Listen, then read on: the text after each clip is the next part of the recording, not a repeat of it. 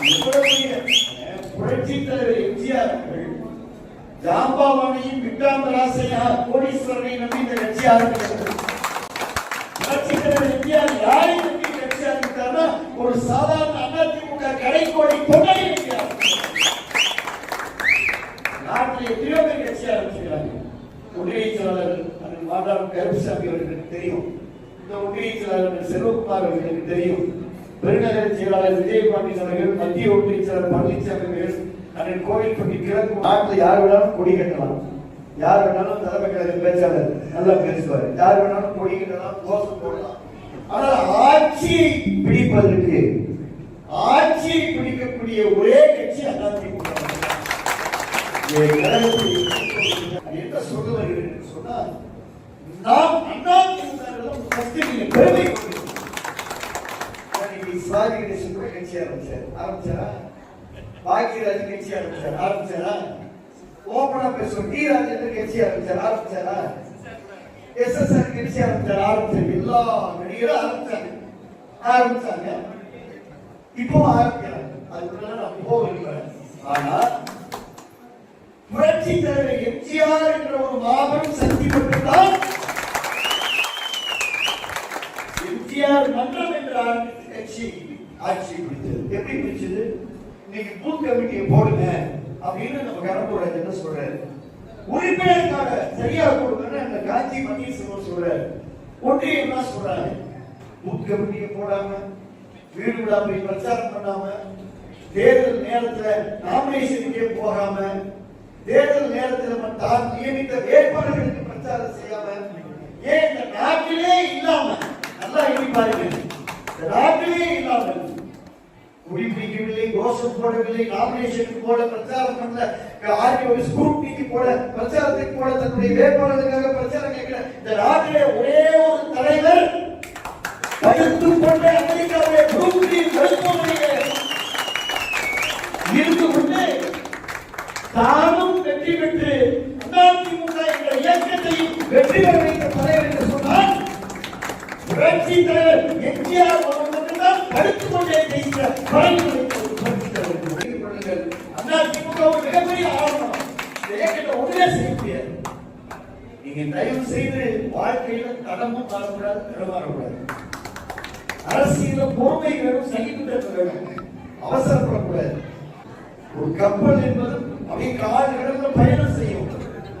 ஆர்ப்பரித்தெழுகின்ற அணைக்கு நடுவே ஒரு மிகப்பெரிய கப்பல் பயணம் செய்கிறது. அந்த கப்பல் பயணம் செய்கின்ற பொழுது பல்லாயிரக்கணக்கான, லட்சக்கணக்கான, கோடிக்கணக்கான அந்த பயணிகளை ஏற்றிக்கொண்டு அந்த கப்பல் பயணம் செய்கின்ற பொழுது அந்த கப்பல் அதிமுக என்ற ஒரு மிகப்பெரிய மாபெரும் கப்பல். அதிமுக தொண்டர்களை ஏற்றிக்கொண்டு பயணம் செய்கின்ற அந்த கப்பல், அன்றைக்கு அந்த கப்பலுக்கு மாநிலமாக சேர்ந்ததாக புரட்சி தலைவர் எம்ஜிஆர் இருந்தார்.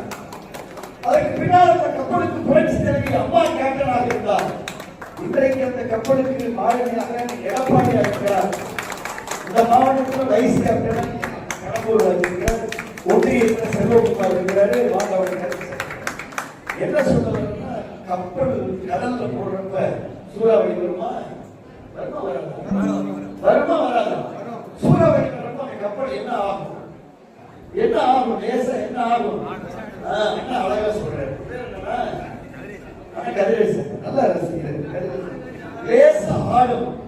அந்த மிகப்பெரிய கடல் அலை ஆடிக்கிற பொழுது அடைக்கு ஏற்றால் கூட கப்பலும் லேசா ஆடும்.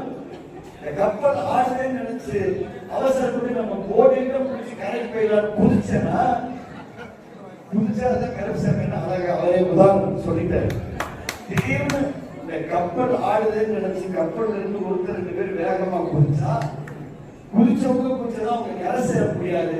ஆனால் கப்பலை அன்னைக்கு எடப்பாடியார் மாளிகையாக இருந்து, கடம்பூராட்சி மாளிகையாக இருந்து கரை சேர்த்தார்.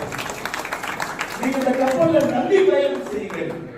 அதிமுக இந்த கப்பல் எவ்வளவு பெரிய சூறாவளியா இருந்தாலும், எவ்வளவு பெரிய திருமணம் வந்தாலும், எவ்வளவு பெரிய யராசுரா வந்தாலும் இந்த கப்பல் கரையை கடக்கும், கலங்கரை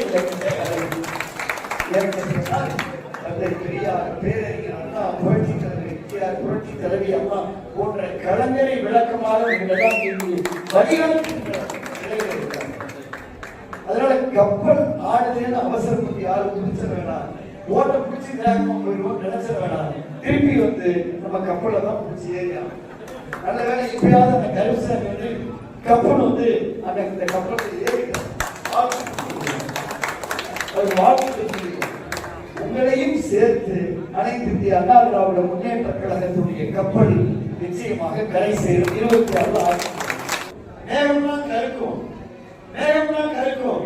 இதமான காத்து குளிர்காத்து வீசி குற்றால மாதிரி திடீர்னு மேகம்லாம் கருத்து சில்லுன்னு காத்து வீசி பலபலபலமான அடிச்சு ஊத்தி வெள்ளமா அடிச்சுட்டு போறோம். அதே மாதிரி அது வரைக்கும் சூரியன் பிரகாசமா இருக்கும்.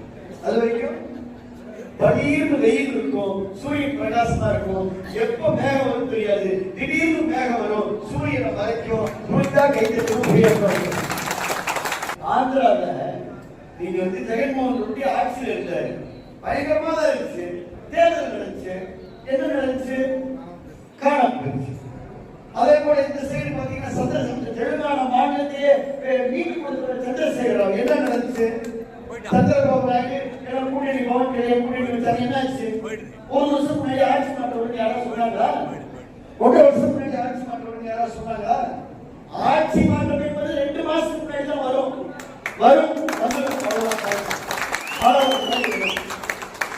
இப்ப அப்படிதான் இருக்கும். இப்ப சூரியன் பிரகாசமா தான் இருக்கும், பகிர்ந்து தான் இருக்கும். கவலைப்படாதீங்க, தெப்பா இருங்க. 10 வேட்டி 10 சட்டைய நீங்க டோபிக்கு போட்டு தயார் பண்ணி செலவு பண்ணி சந்தோஷமா இருங்க. எடப்பாடி சொல்லி 2000 ரூபாய் மாசம் பணம் வாங்கி கொடுத்துருவாரு. எல்லாத்துக்கும் 2000 ரூபாய். நாளைக்கு கண்ணம் போச்சா போச்சா இல்லையா? நாளைக்கு கண்ணம் போச்சா, மின்சார கண்ணம் போச்சா, பால் போச்சா, லேப்டாப் போச்சா, எல்லாம் போச்சு. எல்லாம் திருப்பி எடப்பாடி திருப்பி போன மச்சான் திருப்பி வந்தாருன்ற மாதிரி எல்லாம் திருப்பி வந்துடும்.